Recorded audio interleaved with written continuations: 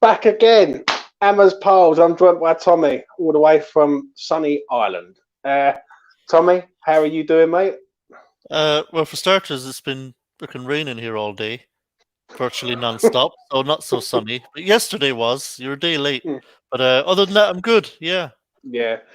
Tommy, how would you reflect this year, like as a whole? Like before we get started, it's been a great season, but we was only 3 points away from being Champions League. Yeah, it was agonizingly close in the end. Yeah. It's just a pity, that we did tail off a little bit towards the end of the season. Obviously, injuries played their part. There were games where I thought the players looked a bit tired as well. Mm. Lacked a bit of energy, lacked their usual energy. It was unfortunate. So close, and it would have been just the stuff of dreams. Had we finished fourth, for example. But we it's a minor kind of complaint, really. I mean, Yeah. overall, it's been an excellent season. Um, Certainly a season I think very few of us, if any, expected.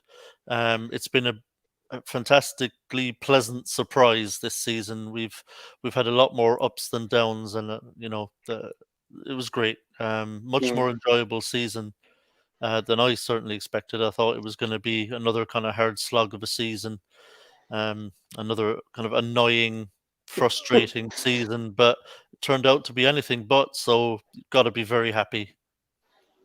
100% agree with you, mate. I really do. Yeah.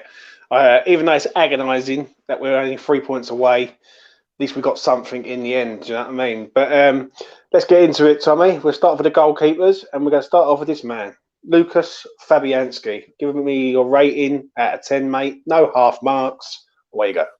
No problem. Yeah, look, Lucas has been really solid again. Um, he hasn't really hit the heights of his first season, where he was actually maybe in the top five keepers in the league. His second season, last season, 1920, he was a little bit more shaky. He didn't have a great season, but this season just gone, I think he steadied himself again. Didn't quite reach the heights of his first season, but more than good enough. And he is reliable, which is ultimately what you want in a goalkeeper. It makes very few howlers, which is Mm. always good. He's a very good shot stopper. Um, it's unfortunate that he's had some injury issues, but it hasn't been terrible injury issues. We've missed a few games, but overall has been really solid. He's been dependable. You can see the defenders trust him, which is obviously very important.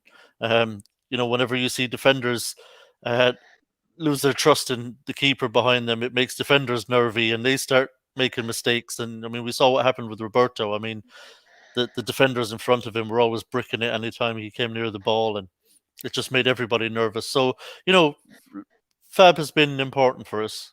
It Mm. has to be said, and he is a steadying influence back there. He's dependable, and he's had a solid season. Um, hasn't pulled up any trees, but he's been solid. He's been dependable, and he's had a good season. So I think he's been a solid seven for us this season. Solid 7 for Fabianski. Yeah. Darren Randolph, backup goalkeeper. He's coming against West Brom, coming against Everton, coming against City away. What's your thoughts, mate? Yeah, look, again, he's been an able backup. Nothing spectacular. He's good enough to be a number two in the Premier League, I think. Again, a good shot stopper, doesn't tend to make howlers. Um, and has made some vital saves. I mean, away at West Brom, I mean, he made an unbelievable save from a Pereira shot that was Mm. deflected by Cresswell. His reactions were fantastic. I mean, and to tip the ball over the bar. So when he's been called on, he's gotten the job done. Mm. He hasn't let us down. And I suppose that's all you want really from a backup keeper. But obviously, very, very limited game time, so can't get a high mark. So I think 6 is probably fair there. He's done what has been required of him when it's been asked, but it just hasn't been asked very often. That's right, mate. I agree. I agree with you on that. Vladimir Kufel, 5.4 million, first season, new league, new language, new right back. Yeah, What's your thoughts, mate? and a new fan favorite. Yeah, Mm. um, he's been sensational. You have to say, given everything you've just said, first Mm. season in a new league, brand new team. Really different environment for him. Coming from the Czech league, albeit he was experienced as an international, and he played in European competition, which will have stood him in good stead as well. So he has played against very good sides before. So I think that will have helped him to settle in, and he would have arrived at a certain amount of confidence in his ability. Um, and when he first came in, it was to cover Fredericks, and he actually initially was playing at wingback, where he did okay at wingback, did an okay job, looked like a £5 million player. But it was when we switched to a flat back four and he went to his natural orthodox right back position where he's really excelled. The guy just doesn't have a bad game. He's incredibly dependable. Great attitude to training, the work rate he puts in on the pitch, and that was a real problem position for us. In the summer, in the limited transfer window that we had, one of the key positions we knew that we had to fix was right back. And we needed someone solid there, and he's been more than that. And I think actually over the course of the season, he's just gotten better and better and better.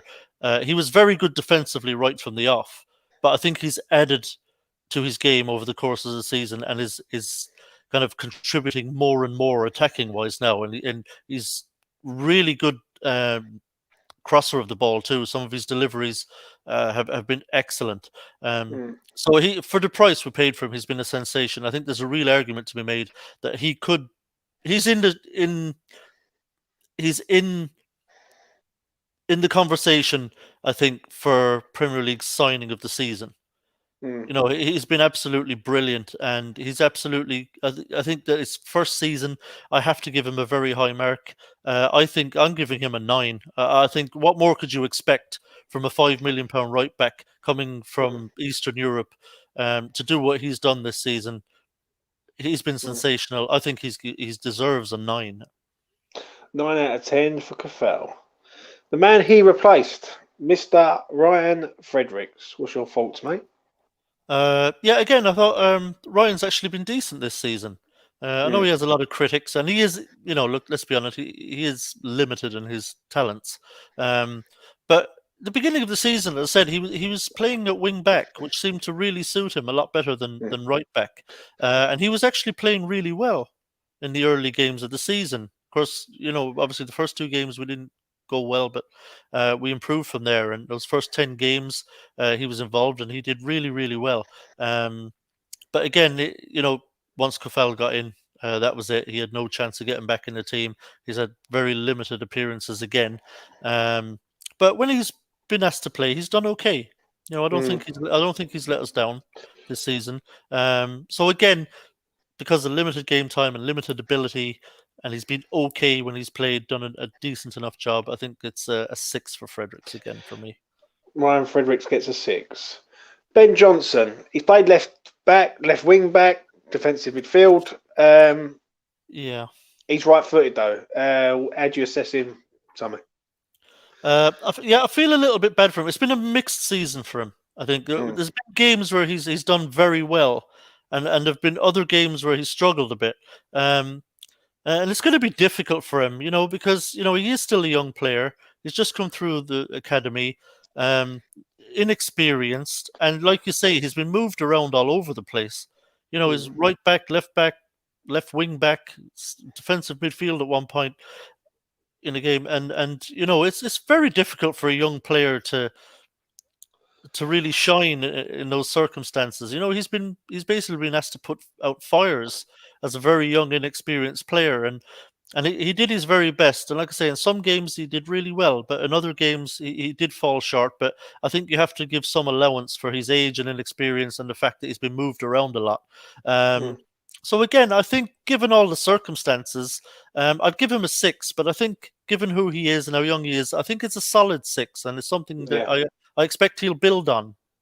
I agree, mate. I really do. I think he's the future, really, if I'm honest. Aaron Cresswell, mate, gets better with age.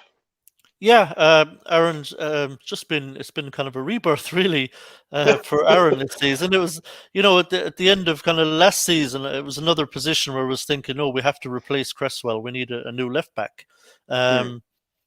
And like I say, even Cresswell has been moved around quite a bit. He's played as an orthodox left back. He's played as a left wing back. He's played as the left of a left centre back position, and he's done very well in all of them. I thought he was at his best at left wing back, actually, if I'm honest, because he didn't have to do as much raiding up and down. He didn't have to go for end to end of the pitch, which I think suited him more because he's getting a bit older. Maybe doesn't quite have the stamina he used to have, and some of his deliveries from that slightly deeper position were sensational. But he's had an excellent season, and he's showing all of his experience.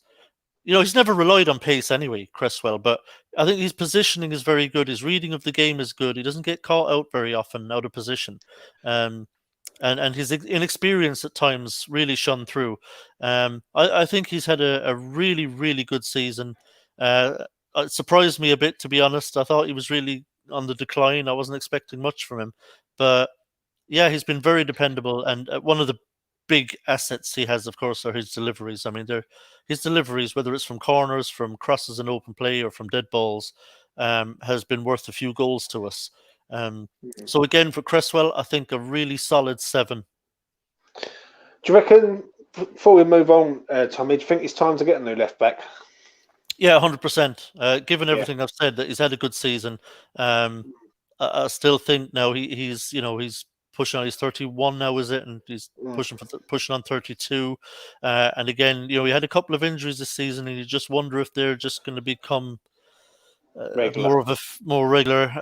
So yeah, 100%. I think we need a left back that has no problem going box to box for 90 minutes like Sofel does on it. If we can find another Sofel for the left, I mean, that would be ideal.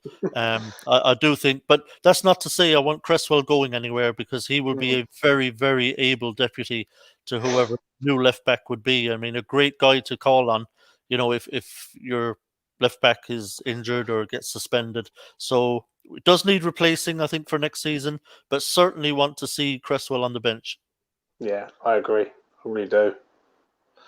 This man, Mr. Masuaku, he's been here a long time, Tommy. He's not like it's a regular occurrence. Yeah, he goes forward, good feet, brings the ball up the pitch, but this man can't defend. What's your thoughts, mate? Yeah, look, Arthur is actually he's quite a popular fella. He has a very good personality, and he looks like a really great guy. So he tends to be quite popular with the fans, and I'm sure he's very popular with his teammates. He gets the King Arthur and all that, and he's very likable. Much in the same way that Snodgrass was very popular here. But as you said, defensively he's a liability. Obviously, less so at wing back than he is as an orthodox left back, but still a liability. Not good at defending at all. Gets caught out of position all the time. He just doesn't have a natural defender's instinct whatsoever. And my real issue with him is that he does have twinkle toes. He's very skillful, and kind of box to box when he's on the ball and getting forward and back, he does some really nice stuff. He can beat players. He has very good skill with the ball at his feet, and he gets into some very good positions. My big problem with him is that there's absolutely nothing at the end of it. His final pass, his final cross are almost always really poor. His deliveries are just not up to standard. And as I say, he's had injury issues this season. So for me, unfortunately for Masuaku, it's only a 5, because I just don't think he brings very much to the team productive-wise. Yeah, I agree. I really do.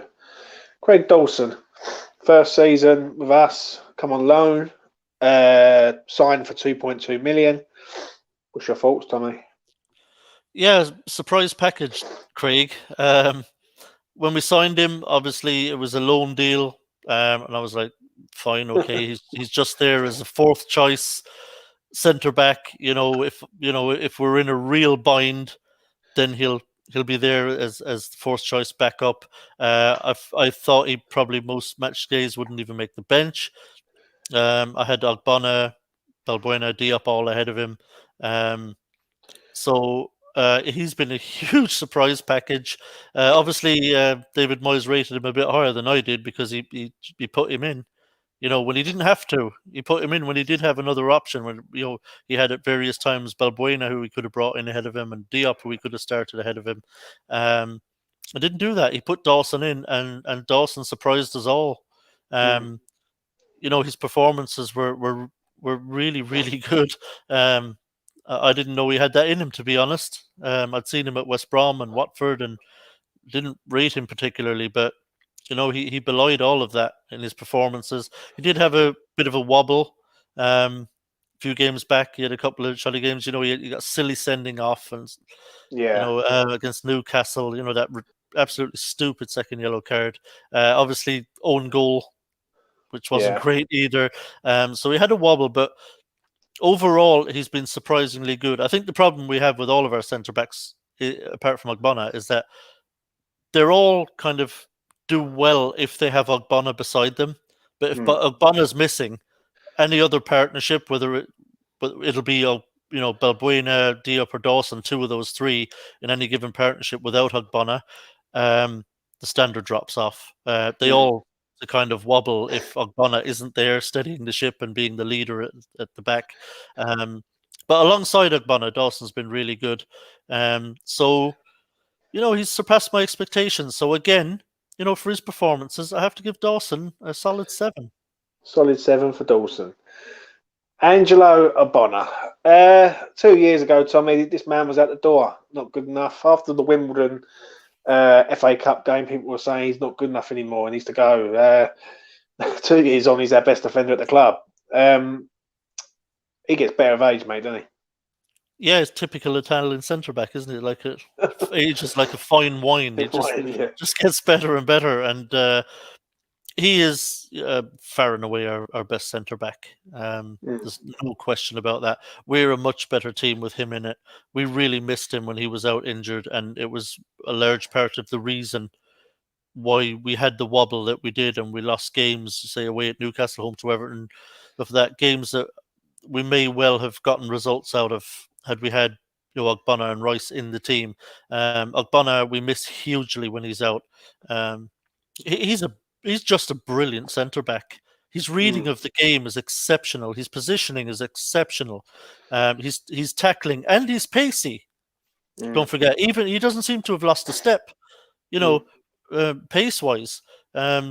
So he's vitally important to us. And I'll tell you what, he's not going to be easy to replace when he does go. But I don't think that's going to be anytime soon. He looks supremely fit still and hasn't lost a step. And his experience, he knows all the dark arts as well. If it's good enough for Collini, it's good enough. Was it Cannavaro and all these players? It's good enough for him, mate, isn't it? Yeah, he's just a tremendous centre back. We're blessed to have him. He's a really large part of our success, and he's had another tremendous season. He's imperious at times, just absolutely imperious. So I'm giving Ogbonna an 8. So he's had a great season again, and I think because he looks after himself so well, I think he's going to be here for at least another 2 seasons, maybe 3. I agree, mate. I think he's been top class. He really has. He's getting better and better. But one man who has been here a few years and people say he's not getting so better is Mr. Diop. Tommy, let me ask you this, mate. Yeah, if Diop makes the howler that Dawson did, everyone would have been hounding him on social media, right, wanting him out the club, no good. Diop makes mistakes, but is he as bad as what people make out he is, in your opinion?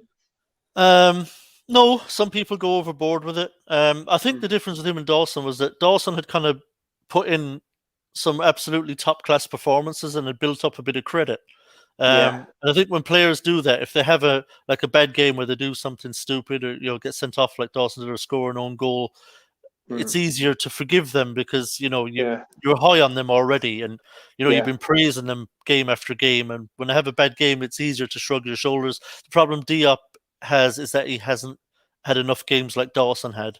He hasn't had enough really standout performances or runs of form where he's been really great. He's just a bit too flaky. He's a bit too up and down. And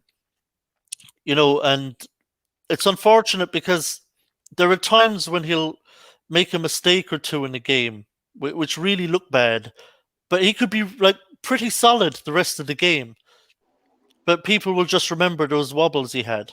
Remember, he was it against Everton or something? He was beaten over the Yeah. top. He was out of position, beaten over the top. It led to Souček giving the penalty away, and we go 1-0 down. And there was another ball after that he allowed to go over the top of him as well, which we got away with. Yeah. But the rest of the game, he actually steadied himself. That was early on in the Everton game. But he actually steadied himself and actually had a really good second half where he headed clear an awful lot of balls. He got a lot of clearances in, but people kind of forgot about all that because they just remembered the 2 times where he had those mistakes. So he's kind of he doesn't do himself any favors with those kind of moments where he just goes to sleep. And that's my big problem with him is he switches off for some reason. And where I talked about Ogbonna, where his reading of the game and his anticipation, his positioning is really good. Unfortunately, Diop, he just doesn't seem to have that at the moment. He does get caught out of position. He can be a bit sloppy. He can lose forwards. They can get runs on him. They can get in behind him. And I don't know if that's solvable. Obviously, for a centre-back, he's still very young, actually. But if he can fix that, if he can, I would have liked to think that having Ogbonna there on the training ground with him, that Ogbonna could kind of bring him along. But I just wonder about Diop if he has the wherewithal. Yeah. Fix it, So for me, he's just too flaky, and there's a lot of times when the ball goes in his direction, I just kind of get a bit panicky myself watching. Yeah. Just wondering if he's going to make another big error, and so unfortunately, he's not progressing for me at the moment the way I'd hoped he would, because he does have a lot of attributes that could stand him in good stead. But it's up here where I worry about him, to be honest. So this season hasn't been a great one from Diop, unfortunately for me, and the best I could give him is a 6. 6 out of 10 for Issa Diop. Balbuena, give me an overall rating, Tommy, of his time at West Ham, please, mate. Okay, overall, I think he's been really good. I mean, I like Balbuena. I even though you've misspelled it there, but yeah. Balbuena. I like Balbuena. That's the Cockney version. Yeah.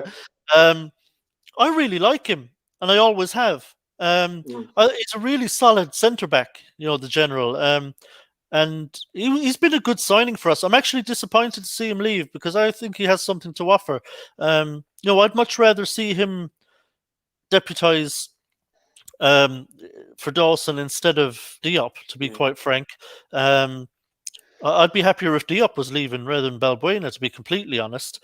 And to be hand on heart, I know Dawson's had a solid season, has done really well, and put in performances we didn't expect. But I still think our best centre back pairing is Ogbonna and Balbuena, and I think he's been really unfortunate this season. He came in, when Diop went out with COVID. Balbuena came in, and I thought him and Ogbonna looked really good together. They were very solid, and he was playing really well. And then, unfortunately, he went out, and then Dawson came in, and Dawson started playing really well. And Balbuena basically hasn't had a look in since. And I think probably because he had said to Moyes already, we already knew that he had said, look, I'm going to be on my way at the end of the season. And I think Moyes probably said, okay, I'm just going to stick with Dawson and Diop then. If you're going to be away anyway. So I think he's really unlucky. But I really like Balbuena. But again, look, he's had such limited game time. It's impossible to give him a high score. So unfortunately for him, as good as he is and as much as I like him, it's just a 6 for this season. But overall, a higher rating for his time at the club. Certainly a very solid 7 since he's been at the club, I think. Yeah, I agree with the 7, mate. I really do. Declan Rice, captain, leader, world-class player, mate, in my opinion. What's your thoughts, mate? He's just top class. He's our best player. He's our most important player. Like I say, captain, leader, everyone looks up to him. He leads by example on the pitch. And he's not one of these shouty, mouthy captains. You know, whenever you see him, you don't see him kind of roaring at other players. You see him encouraging, clapping them, patting on the back, geeing them up, driving them on. Like, let's go, boys. You know, gives everyone confidence, doesn't he, Tommy? Yeah, he does, and he leads by example, which is the huge thing. Because a player could be talking to other players, geeing them up like that, and if the players around you don't rate you and you're not really a leader, you just be like, yeah, okay, mate, shut the fuck up, yeah, whatever. But you know what I mean? Yeah. But Declan commands respect. Yeah. Because he treats his teammates with respect, and he's an absolute baller, and they respect him for that. And he leads by example on the pitch. He's not a prima donna. I mean, he works as hard as anybody else out there. He never asks any of his teammates to do anything he won't do. And we're absolutely blessed to have a player like Declan Rice. He's just been unbelievable all season. He has the odd game where he might be a 7. You know what I mean? When he has an off day, his off day is a 7. You know, yeah. So I mean that'll tell you how good this guy is. You know, when you've got a player whose off day is a 7, you know you've got a very special talent on your hands. And obviously we want him to be here for as long as possible. I think he'll be here for a couple of more seasons personally, but we hope so, because he's the best player I've seen come through our academy since Rio Ferdinand, and he is absolutely vital to us. Absolutely vital. And this season, I have no hesitation in giving him a 9. 9 out of 10. His defensive partner, Mr. Thomas Souček. What's your thoughts? Again, tremendously important player for us. His partnership with Declan Rice is one of the best in the league as a pairing. And they complement each other brilliantly. And let's not forget, Souček has got 10 goals from midfield. And I'm pretty sure they're all from open play. I don't think he got any from set pieces this season, apart from his own goal. But I think they're all from 10 goals from open play, from a defensive midfielder. He's a box-to-box player. He's a nightmare for opposing defenders to deal with. His engine is unbelievable. I mean, the guy just never stops running. And he's all over the game for 90 minutes. Tremendously important. An absolute steal at 19 odd million. I mean, you know, what a signing he was. And again, he's had an excellent season. Hard to fault him. Obviously, there'll be some games, again, where you might be off the boil a little bit. He's had a small handful of games where he maybe was a 6. But overall, I think he's been excellent. And again, I've got no hesitation giving him an 8 overall for the season. Hugely important player for us. What would it have to have been to get a 9 for you, Tommy? To get a 9, I think he did have a kind of a wobbly period in the season. Yeah.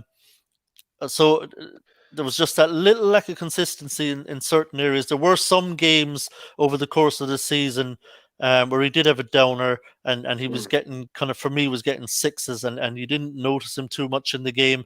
Now, I don't want to be overly critical of him because he's a human being. That will happen to all players. But I think if he'd been as consistent as Coufal and as consistent as Rice, I would have happily given him a 9.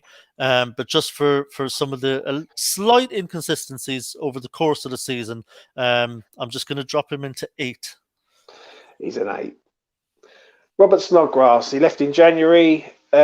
He signed. He went back out on loan to Villa. He come back, and now he's gone permanently. Give me a rating, Tommy, out of 10 for his overall time at West Ham. Overall time at West Ham, again, I'd give him a nice solid 7, because look, we know he's not the most talented player in the world. But you know, I don't like this stuff on Twitter either. We had a lot of fans saying he's shite, he's useless. Snodgrass was not useless by any stretch of the imagination. No. He had some excellent games for us. He really did. Yeah. He had some really good games for us. Again, he ran his socks off. And a lot of this was done, remember, pre-Moyes era. You know, when it was Pellegrini, when our work rate was nothing like it is now under Moyes. You know, when we were one of the laziest teams in the league, he was one of the very few players who was putting it in. every game he played and was running his socks off and putting his heart and soul into it. And he did have some very good games for us, and he did score a few goals, some nice goals as well. So, despite his limited ability, for the effort he put in, and he was an asset to the team, in my opinion. Overall, we can't rate him for the season just gone, obviously. Wasn't here long enough to be rated, didn't play enough to be rated. But overall, again, great character, absolute, consummate professional, hugely popular with the fans and his teammates. To be fair to Snoddy, I think he's worthy of a 7. Yeah, I agree, mate. I think he's a top class lad. Yeah. Another top class lad, Mr. Mark Noble. Tommy, have you ever seen Mark Noble play 10 in your time supporting West Ham? Because I definitely haven't. To play what, sorry? Number 10. The number 10 role. No, that was that raised my eyebrows when I saw it. I thought, okay, this is new. Actually, the first game he played there, I can't remember who we played against. It was against Chelsea, not very. I don't know. There was one game we played against a not very good side where we actually, for once, we actually dominated possession. And he played a good game at number 10 because basically it was much easier for him because we were dominating possession. So he wasn't chasing around. He wasn't chasing the ball in that game. Having to track back all the time.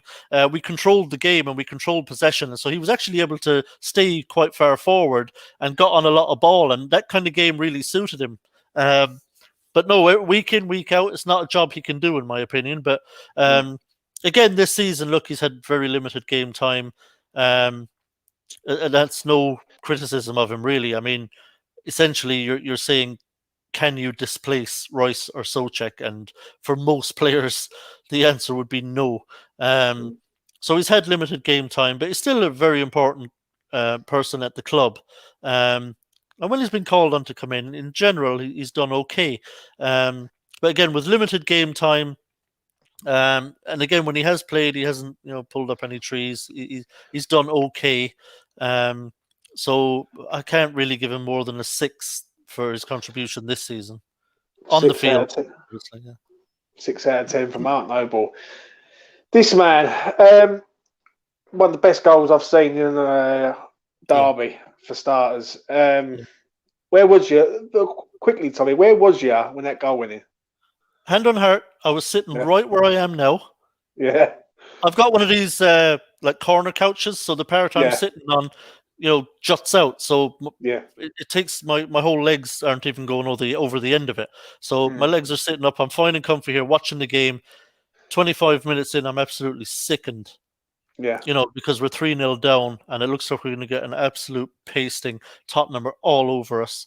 And then fast forward, we steadied the ship, played much better second half. But after 82 minutes, it's still 3-0 and it's just depressing all round.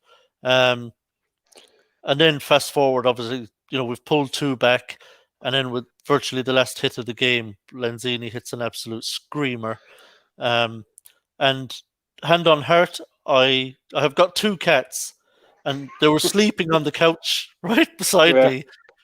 That's the loudest I've screamed in a long, long time for a West Ham goal. I mean, I shout, for every goal, but I went ballistic. Yeah. I jumped up off my couch here. I was jumping around the living room, fist pumping, screaming. Loud. Thank God I live out here in the countryside. My nearest neighbours are a bit down the road here, so no one can hear me scream. Yeah. And thank God, because they'd have thought someone was being murdered. But that was just an unbelievable moment. So no matter if Lanzini goes, in 10 years' time, we'll talk about Manuel Lanzini just for that goal. He'll never be forgotten by the West Ham fan base just for that goal. This season, again, very limited game time. Injuries, have curtailed his season. When he's been called upon, I think he's been okay generally. He did have a couple of games where he was actually very good, where he played really well. I thought actually when he played alongside Souček, I thought he had a really great game in that one. He shone in that game. But over the course of the season, again, couldn't give him more than a 6 for limited game time and generally his performances have been just okay, with a Yeah, couple of exceptions. I agree, mate. And that goal, I think I woke up half my street, mate, that night. I must admit, I'll never forget it. I went up the road, got a Chinese and a few beers, and I couldn't wait for match of the day. Yeah, you know what? Like, there's only certain goals that you think back to where you actually went Yeah, ballistic. yeah, Like the Veste goal, obviously in the playoff yeah, final. I'm sure we all went absolutely ballistic. I yeah, remember going back to even 2006, that Marlon Harewood's winner against yeah. Middlesbrough at Villa Park in the FA Cup semi-final, because I was so desperate to get to the FA Cup final, and it was kind of well into the second half, and then that ball over the top, Harewood controlled it beautifully and just hit that shot into the roof of the net. I absolutely lost my fucking shit when that went in, and I thought we're going to Wembley for the FA Cup final, So there's only so many goals that will get that reaction, Yeah. where you really lose the plot. And that Lanzini goal, I will always remember. 100%, mate. Mr. Pablo Fornals. Obviously, Right. Tommy's a fan. Here we go. This is the. Honestly, mate. We've been largely in agreement so far, but Yeah. we might part ways here. Let me ask you this, Tommy. Yeah, what is Pablo Fornals' best position at West Ham? To be honest, I think it's one he probably won't ever play. I think he's an orthodox midfielder, if I'm honest. I think, funnily enough, we were just talking about Lanzini when he did very well alongside Souček. I think I would have put Fornals there in those circumstances. When Rice went out, I thought Fornals was ready-made for that. Yeah, I agree. I thought he was ready-made for it. Obviously, Moyes went with Lanzini, which is fine. He's the manager, do what he wants. But I think he's an orthodox midfielder, really. So, and again, he's another player who kind of gets moved around a bit. Sometimes he gets played on the left of a three behind the striker. Sometimes he gets played in the number 10 role. Sometimes he plays a bit deeper depending on the formation. But so he gets moved around a lot, which I don't think is easy for any player. We spoke about Ben Johnson, how he's been moved around, shuffled around. Fornals gets shuffled around a bit as well. And with both of those players, I'd like to see them given a settled position, that they can settle into. And kind of learn the ropes there and grow into the role. So I don't think it's that easy for Fornals. He gets asked to do different things at different times, depending on the formation and the opposition. And, fair play to him. I mean, the guy's got a heart of gold in that respect. I mean, he never shirks responsibility, does he? He just wants to play. And every time he goes on the pitch, we talked about Snoddy. He has the same attitude as Snoddy. He goes on the pitch and, he gives absolutely everything. Now, at times he will be found wanting, in certain situations. I mean, his shooting is horrible, bless him. He gets the odd goal where his finishing is okay. But generally, I mean, his shooting is really poor. I would hope that's something he has to work on. Yeah. We can't just hope that he'll improve on that. I mean, given the positions he gets into in and around the box, he has got to work on his shooting. I mean, technically on his shooting, because he does not hit a ball cleanly. So he has to improve on his finishing, because he should have more goals than he does. That's the main criticism I have on him is the lack of goals. He should have more, because he's gotten some really good opportunities this season to score. He's scored 4, I believe. He could easily have 8 or 9, given the situations he's found himself in. So he has to work on that. It is his shortfall. But, I mean, he works his socks off. But I think, he wins an awful lot of ball back. He wins an awful lot of ball. I think his tackling is really good. He doesn't tend to fly in, go off his feet. He tends to tackle on his feet and just hassle players and just hassle them off the ball. He's done it all season long. It's very important for us. I really think it is. I think he's had a really, really good season. Obviously, like I say, like any player, he's had his games where he hasn't been at it. And I know there's a certain type of fan that doesn't really rate the work rate. Doesn't really give him too many brownie points for doing that. But I think he does it better than most players in the team, actually. I think he's better than most players at winning the ball back, actually, and closing down space. And a lot of it will be stuff that you never notice because he might run 40 yards to close down space, and hassle a player to prevent a counterattack. Yeah. But it doesn't look spectacular, and because they keep possession, maybe they have to go back to their centre backs or end up back at their keeper. So because nothing major happened, it doesn't get noticed. But he may have prevented a shot on goal, by making that 30 or 40-yard dash to close down.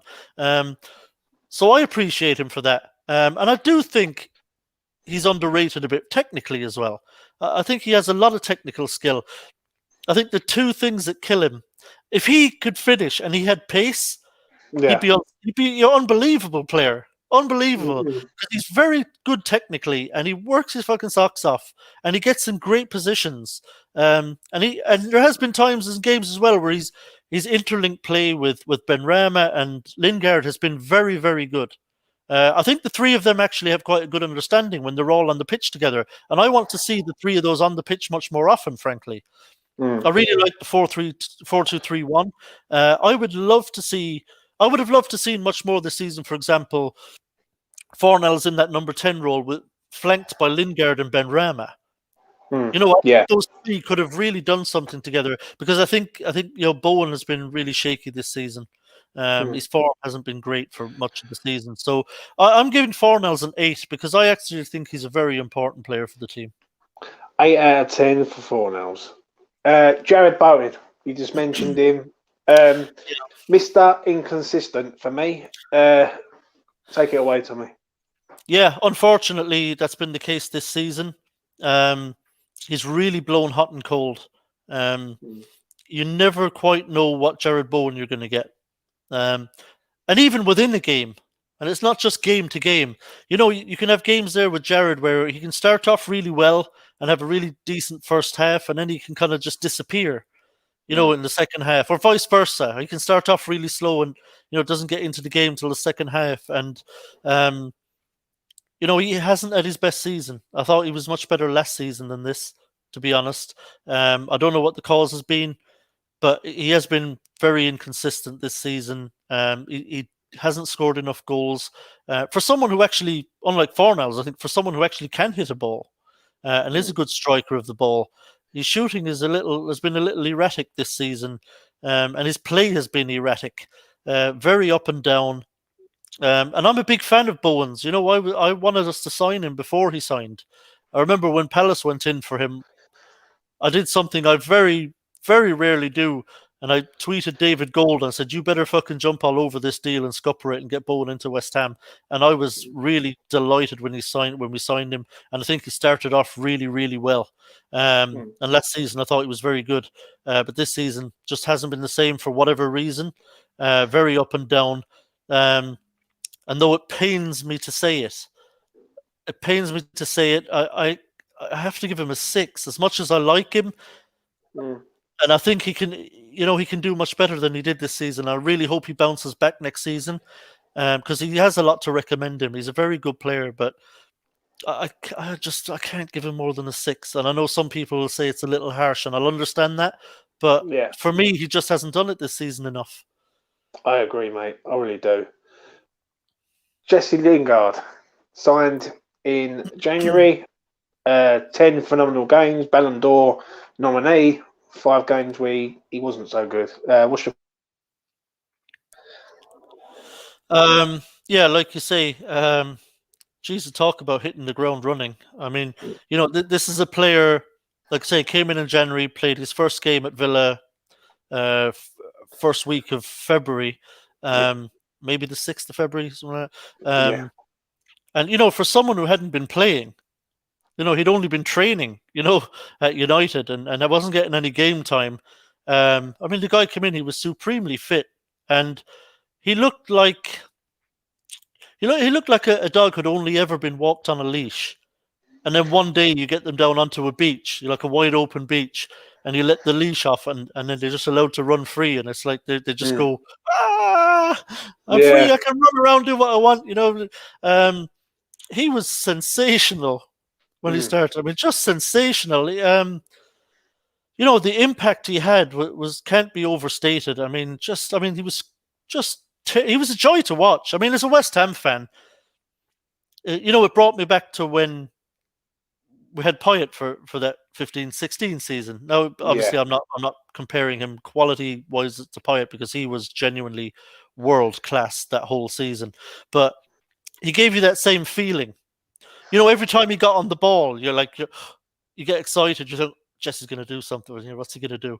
One of those players that you just love to see at your club that just gets you off your seat and just does brilliant things, incredibly skillful, pace. Just runs at defenders, terrifies them, scoring goals for fun, getting assists, amazing skills. And we love those players at West Ham. Love seeing them. It was just a joy to watch. Like you say, he did tail off towards the end of the seasons. His performances did drop off a little bit. But overall, I think for the impact he had, I mean, to come in and play his first game in February, score 9 goals, it is incredible. And he had 4 assists as well. I thought he actually linked up really, really well with Benrahma. I don't think they played enough together. So for what he did and the impact, despite the kind of little bit of a fall off towards the end of the season, massive impact. I have to give him an 8 for his contribution because it was huge. 8 out of 10. Saeed Benrahma. Obviously, my thoughts, Tommy, but take it away, mate. I'll let you give him a rating out of 10. Yeah, Saeed is a player that really excites me. Again, obviously, look, Moyes was very coy about using him when he first joined. How much of that was to do with this talk that Moyes didn't really want to sign him? He wanted Eze and then got Benrahma. I don't know if that's why it took Moyes a bit longer to kind of trust in him and take a shine to him and give him a proper chance to make an impact. So it's been a frustrating season, I think, largely for Benrahma. He probably feels like he's been hard done by a little bit by Moyes, and I think he has a case. I think he has been a bit hard done by at times. I mean, his substituting off away at West Brom was a joke, to be completely honest. Benrahma was probably our best player, certainly our best attacking player away at West Brom, and was having a great game. Lingard was a ghost in that game and got left on, and Benrahma got hooked. I couldn't believe it. So there are issues there. I think he still has a little ways to go with Moyes. But the good thing is, I think he's getting there.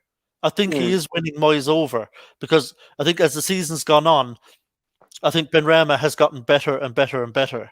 And I think he's really looking settled now in the Premier League and looking comfortable. And I think next season he's got to get more game time, particularly if we don't re-sign Lingard. I think he should be our Lingard next season. And I think he's capable of being that. I think if you leave him in there and play him game after game, I think he'll improve game after game. And I think we're going to have a great asset on our hands. So Benrahma, I've been impressed with. Now, again, has he been brilliant every time? No. But I think, there's reasons for that. Like I say, the step up from Championship to Premier League, I think, is a pretty big one. The quality of player you're playing against week in, week out is much better. The pace of the game is that faster. You don't get as much time and space on the ball. And there is an adjustment period that he had to make. But I think you can see the progress. He is making those adjustments mentally. He's doing things quicker. He understands what's required at Premier League level, and he has the ability to make that adjustment, importantly. So I'm very impressed with his first season, I have to say. Very impressed with his first season. And I think he has had a decent enough amount of game time. Not as much as he'd like, not as much as you would like, I know, James. But I think he's had enough game time, I think, that he's turning Moyes' head now. And Moyes is realizing, okay, yeah, we really do have a player here. And I think he will get more game time next season. So I'm going to surprise you and maybe a few other people. I've been really happy with the progression Benrahma's made. And I love his ability. Another player, I love watching him. Every time he gets the ball and gets turned, I get excited. I think, right, what's Benny going to do here? Given it's his first season in the Premier League and it's such a big step up, and given the fact that I think he is winning Moyes over with his progression and his more recent performances especially, I think he's deserving of an 8 for his contribution this season. 8 for Benrahma. Yeah, I've been very impressed with him. Sebastian Haller, give us a rating of his overall time at West Ham, Tommy. Overall time, unfortunately, hasn't been great. And it's not all on Haller, frankly. Sometimes it just happens with players. They're just at the wrong club at the wrong time, and it doesn't work out. And it doesn't necessarily mean that they're no good or that they're a flop. We saw what he's capable of at Eintracht. Capable of being a really, really, very, very good player. We just weren't the right club for him at all, and it didn't work out here. And it's unfortunate because we spent a lot of money on him, and he does have a lot of ability, but he's just not, unfortunately, our player. He was the wrong signing in the wrong system. I don't think he should have been signed in the first place. If you look at, obviously everyone knows he was in a kind of a 3 in a diamond with Rebic and Jovic at Eintracht, and that worked brilliantly for them. He was in the exactly right system for him, and he was a great player for them. Nobody should ever sign Haller to play up top on his own. Yeah. It's not his game. He'll never flourish there. He clearly doesn't even like being a lone striker. So unfortunately for him and for us, as we took a big hit on him financially, but it didn't work out. Scored a couple of absolute peaches, though. Scored a couple of brilliant goals, but couldn't give him more than a 6, really, to be honest. 6 out of 10 for Haller.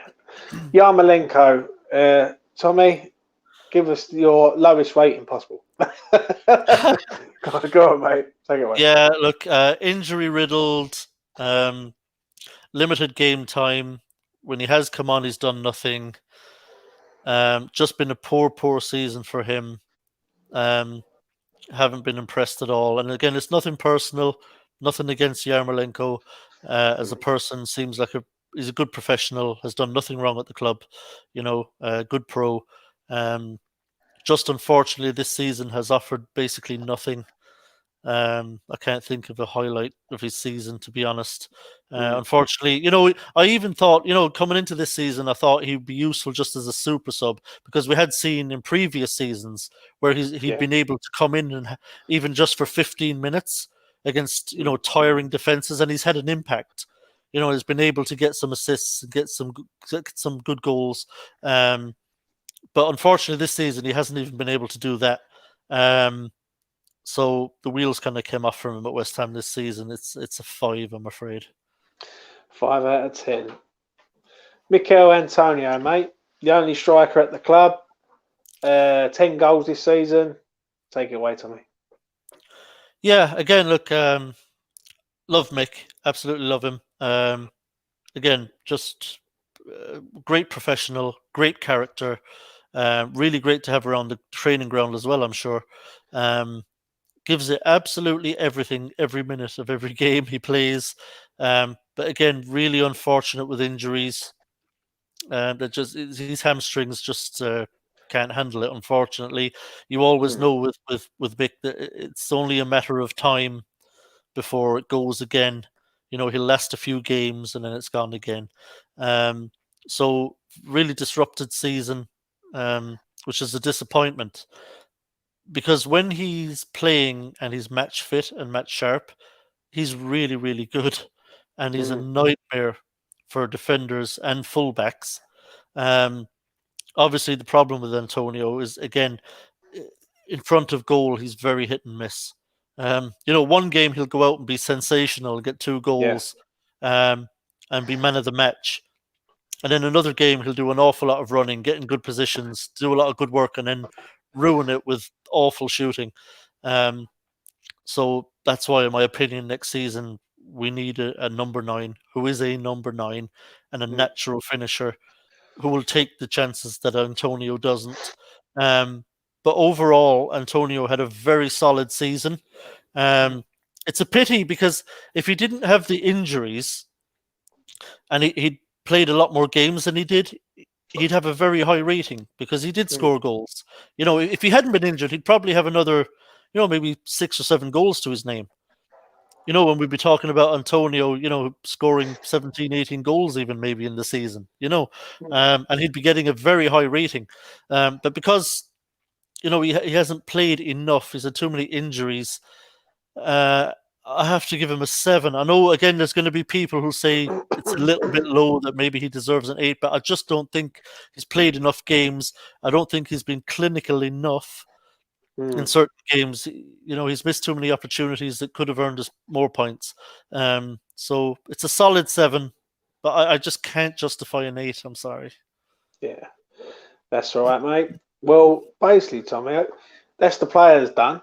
I've just got a few questions I want to ask you before we round it up, mate. Best performance of the season, Tommy. So it's either a player's performance or it's a team performance. What is yours, mate? I'm going to go. Do you know what? Because I think the whole season has been a team effort. So I'm going to go with team performance. And the candidates, obviously, for me are the home game with Wolves, away to Leicester, away at Villa, away at Leeds. They're the games off the top of my head because I didn't look at the question. Palace away? Yeah, Palace away was really good. So they were all really good. And the Leicester one was really good, but I'm going to discount it because they were a bit injury riddled when we played them. That away game when we beat them 3-0. They had a number of key players out in that game. I think performance of the season. I discount the Wolves one because they've just had an all-round horrible season. They've been really off the boil. I'm kind of stuck between away at Leeds and away at Villa. Away at Leeds, we absolutely dominated them. We should have scored 4 or 5 goals, even though we only won 2-1. The scoreline flattered Leeds. Our performance was really good. And they were all over the place on set pieces. We gave them unbelievable trouble from set pieces. And that was a large factor in why we won that game, was the set pieces. So I'm going to plump for away at Villa. I thought that was just a tremendous performance. I thought particularly that was one of those games. I mentioned how I thought Lingard and Benrahma looked really good together. That I thought Lingard and Benrahma, their interplay, their interlinking play in that game was sensational. And we tore Villa apart in that game. We really did. Now Villa helped us do it because Villa liked to play a kind of more open attacking style of football, and fair play to Villa. They came out and really tried to have a go at us as well. But we were just too hot to handle for them in that game, and we had Lingard who just tore them apart. I'm going to say performance of the season was away at Villa. I loved watching that game. GSB summer winter transfer windows, Tommy. We signed Souček, we signed Kafal, we loaned Dawson, we loaned Benrahma in the summer. In the winter, we let Haller go, Snodgrass go, we signed Lingard. Quickly, mate, give us a rating of summer, winter, please, mate.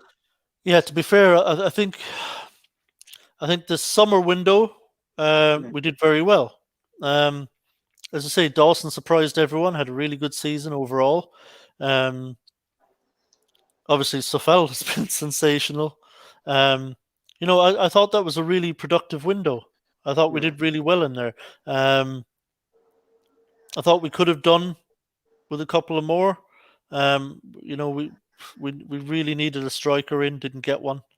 Badly needed one, didn't get one. So there's a kind of a have to take points off for that. But at least the players who came in, proved their worth and were good signings. So you have to give kudos for that. There were good signings. I thought we had a good summer. Now, technically, we signed Souček too. Yeah. So even though he was already at the club, it was a loan to buy. So he's a summer signing. And obviously he's been vitally important. Sofala's been vitally important. Dawson's done a great job. Probably a 7 out of 10. I still think there were more players that we needed to get that we didn't get. We should have bought a number 9 and didn't.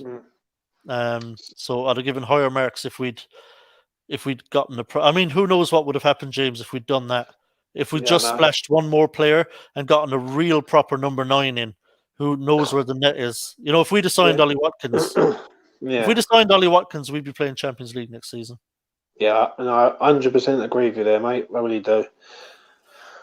Moyes and his backroom staff, and this is the final question, Tommy. How do you rate Moyes and his backroom staff? Done a great job. Again, overall, you can nitpick about certain things throughout the season where they got it wrong, but, show me a manager who's got nothing wrong all season. So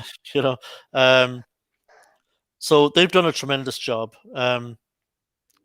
Given where we were when Moyes took over, for him to have transformed the team in the way he has, him and his backroom staff, this is all of them, but I'll refer to Moyes, but it's all of them.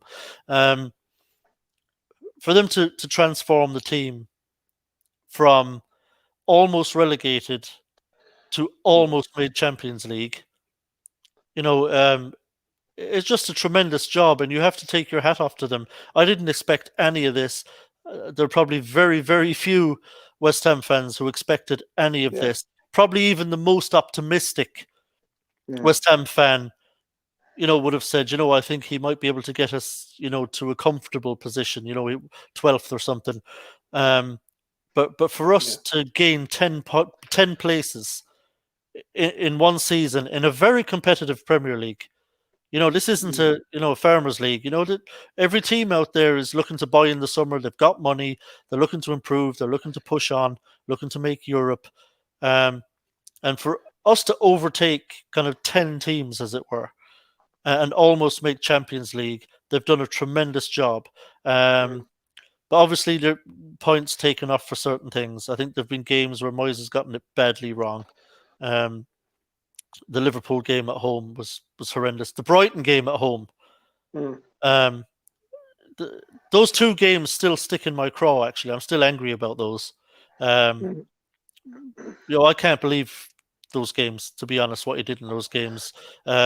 Against Liverpool, he played against the badge and not the 11 players that were on the pitch. It was a really weakened Liverpool team who were on terrible form. They lost the game before they played us. Can't remember who it was. And in the game after us, they got beat at home to Burnley. They were there for the taking. That was their worst. That was Liverpool's worst run of the season. They were horrible. And they had injuries. And we completely capitulated to them on that day. And then at home to Brighton, the same thing. Moyes set up like we were playing Man City. Like we were playing this world-class team. We were playing fucking Brighton. I mean, we should have gone out 4-2-3-1, had a go at them, took it to them. And it's entirely likely would have beat them. So those marks off for that kind of stuff, where I think he's been far too conservative. And also, I have to take a mark off for not signing a striker in January. If he didn't get one in the summer, he really ought to have gotten one in January, and it could have been done. I know there's this argument to say, well, we had the loan situation. We had to make Benrahma permanent so we could loan Lingard, but it could have been done. Even if you said, okay, we can only loan a striker. You could have found a striker to loan. All you had to do was also make Dawson permanent. It was 3 million quid? Yeah. Surely we had 3 million quid. He had money to sign a striker. He could have spent 20 odd million on a striker in January if he wanted to. He decided not to. Use 3 million of that to make Dawson permanent. He'd already played a string of really good performances, clearly worth 3 million. And then he could have loaned a decent striker till the end of the season. Didn't have to buy one if he couldn't get his top priority striker. And I think it was a mistake because you could have your cake and eat it. Yeah. It wasn't. I don't think it was either or with Lingard or a striker. He could have done both by signing Dawson permanently as well as Benrahma. Only 3 million quid, and then loan the best striker you can get hold of. A real number 9. You would have found one out there. There's always loan signings to be made. And who knows, when Antonio inevitably got injured again in February, you would have had someone there who was at least a number 9, a proper striker, who's in on loan that you could put up top. And maybe he contributes 5 goals while Antonio's out. So I think that was a mistake. But overall, I'm nitpicking a little bit. Jazz is going absolutely ballistic if he's watching this. Sorry, Jazz, but you have to take the rough with the smooth. No manager is perfect, even the Messiah. Yeah. But overall, they've done a tremendous job, and they've got it very mostly right all season. Yeah. And I take my hat off to Moyes. He's proved me completely wrong. His backroom team has been tremendous. It's a damn shame we've lost Alan Irvine. I wish him well in whatever he does. He's done a really great job. When Moyes was out, he had to take over for those Leicester and Wolves games, 2 of our best performances of the season. And obviously did a great job stepping in. So good luck to him. But they've been tremendous. You have to give them a very solid 8, considering how much they've improved us in such a short time. And that I 100% agree with you on. I really do. That is it, Tommy. That is it, mate. That is your 2020-2021 season full player ratings. And it's been an absolute pleasure to have you on, mate. It really has. I respect your opinion. I agree with you sometimes. I might not agree with you other times, but that's what it's all about. And I do respect your opinion, mate. I really do. And I want to thank you for coming on. Any final thoughts, Tommy, before we wrap it up, mate? I suppose just want to talk about my kind of excitement and optimism for next season, which is a far cry from how I felt this time last year. I thought we were going to have another long, tough slog of a season that wouldn't be much fun. And it's been the opposite. And it's given me a lot of optimism and hope now that, I can feel excited about next season. We've got Europa League football, which is exciting in itself. Cannot wait to sit down and watch the draw for that. That's going to be amazing. See who we get in our group. And then, fixtures list comes out for next season. Hopefully not as tough an opening 10 fixtures. Hopefully be a little bit kinder to us. We almost always start with a top 6 side. We didn't last season. Season just gone, which was unusual.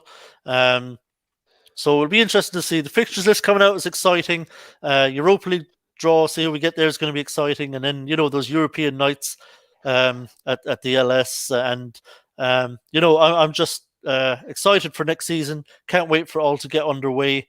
And, hopefully we can push on. But very, very important now, because Moyes very rightly threw down the gauntlet to Sullivan and Gold to say, if you're going to back a manager, and if you want to push on to the next level, now is when you do it. After the season we've had, after the job he's done with limited backing, now is the time to ante up and say, right, we're going to back you to the hilt now, and let's push on, because we're in a unique kind of situation here for us that we have to take advantage of, and that's that we are a team now that is on people's radar.